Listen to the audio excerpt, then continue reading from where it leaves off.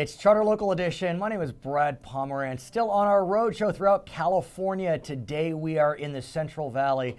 It is my pleasure, my honor to introduce you to the Provost of Stanislaus State. His name is James Strong. I want to start with a simple question. What's a provost? A provost is the second administrative officer of the university behind the president, and the provost is the chief academic officer of the university, and so the deans and the colleges and other academic units report to the provost. Tell us a bit about your great institution, Stanislaus State.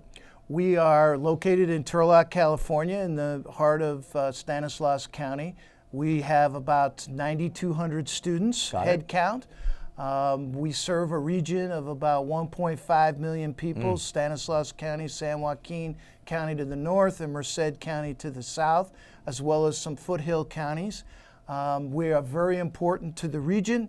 If you go into any organization in the region and ask someone, and ask the folks how many people are Stan State graduates, or know someone in the family who are Stan State graduates, most of the hands are going to go up. So we graduate folks who go into business, go into the public sector. Most of the teachers and principals and superintendents are degree recipients from Stan State. So we make a big difference to the region. And in a lot of ways, Stan State is satisfying its mission, which is serving this region. I mean, that was the vision of the Cal State system, is to serve the regions in which they reside.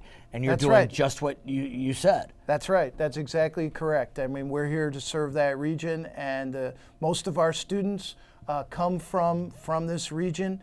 And in fact, over the last 12 years, even more of our students are coming from this region. The population has increased, and we're getting even more students coming to Stan State. And apparently they're being well served. Absolutely. And that's what I hear by looking at a few articles that were published recently by the Modesto Bee. And this first article talks about what Stanislaus State has done in terms of improving income potential of its graduates. Right. And it compares Stanislaus State to none other than Harvard, Stanford, and MIT. Not bad. No, not bad Not at all. bad at all. Not Explain bad. what this study told us from Planet Money. Yep, it was a Planet Money study, and what they did was they looked at incomes of students when they arrived at Stan State, and then it looked at their incomes after they had graduated for a number of years. And the increase in income was the fifth best of all the schools.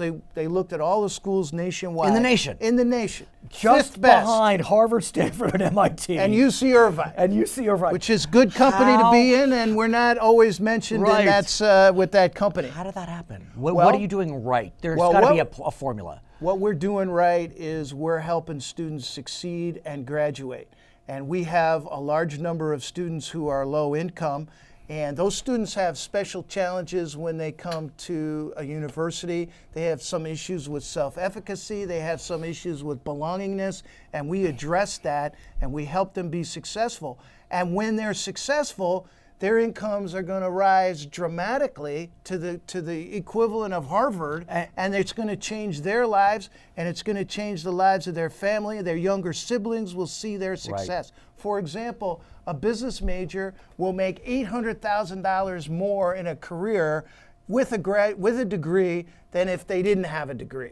And so, you know, it's a remarkable impact on their earnings. That's not the most important reason for them to graduate. The most important reason is so they can be an educated person and be a better citizen. But it helps. But it helps. But let's talk more about low-income students, because I understand about 58% of your student body is defined as low-income because of their access to Pell Grants. That's correct. And apparently, again, you're serving them well. That's right. CSU Stanislaus lauded for low-income success. This article is referencing a report by the Hechinger organization. Why don't you tell us what's happening here?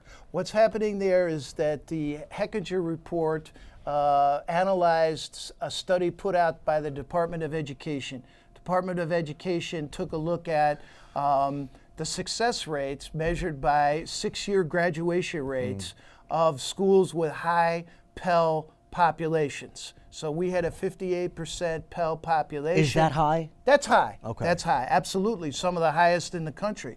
And our graduation rate was I think 58% or something along those lines. We were of the 13 highest schools, and they identified the 13 best schools in the nation, and CSU Stanislaus was in that group. We were listed first alphabetically, but those 13 were all equivalently designated as best in the nation. And we were the only CSU, although I'm sure there's a number of other campuses that are close behind us. So what are you doing when you think about that low-income student? Because they can face so many challenges as it relates to graduation.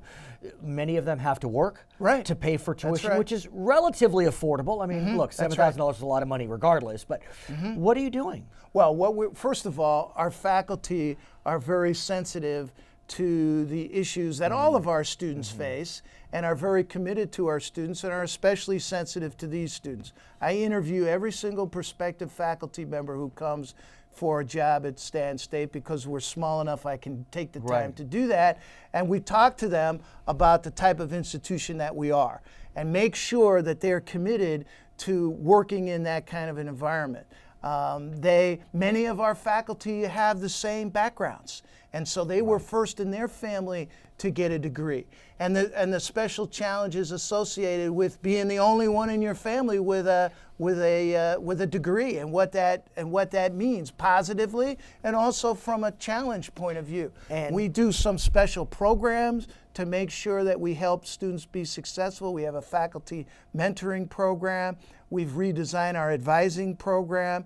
We're redesigning courses so that we're making sure that students can be successful in these courses, and identifying any kind of roadblocks that we can do something about, where we talk to students about how they can be successful, what kind of study habits they need to have, because a lot of times when they come to the university, they don't realize how much hard work they have to put in, because the high school experience did not prepare them for that. They have nobody in their family that's ever been to higher education to explain to them that you have to read the book, that you have to do Cliff the Notes work. won't do, Spark Notes won't do. Exactly. And so there's a commitment on the part of the university to help these students be successful. And we talk about the cost of the education, but apparently Stanislaus State, again, is considered a great value.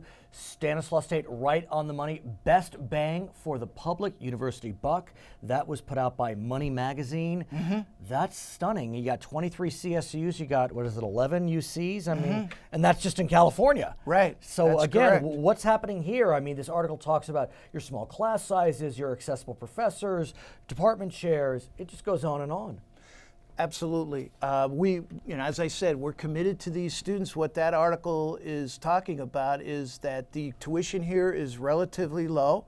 And again, the gain that students receive when they graduate in terms of improved incomes qualified us as the best public university in terms of what students have to pay and what they receive in terms of economic benefit, not to mention the psychic benefit and the social benefit of having a college education is among the best in the nation. And I would be remiss if I didn't mention that Money Magazine, that study came on the heels of a report from U.S. News and World Report, which listed the university as among the top 10 four-year schools in the country serving Latinos. That's correct. And with our state's Latino population growing at a tremendous clip, absolutely. I mean, how wonderful that Stan State is serving that burgeoning population. Right. Our Latino population for our fall freshman class was 58%.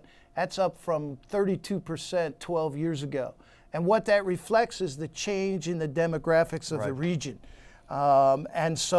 And those students are now coming to the university. They've helped us improve our enrollment levels, so we have greater enrollment, and we're serving those students, and they're being successful, and they're making a difference. Congratulations on your success. His All name right. is James Strong. He is the provost of Stanislaus State. My name is Brad Pomerance in the Central Valley. This is Charter Local Edition.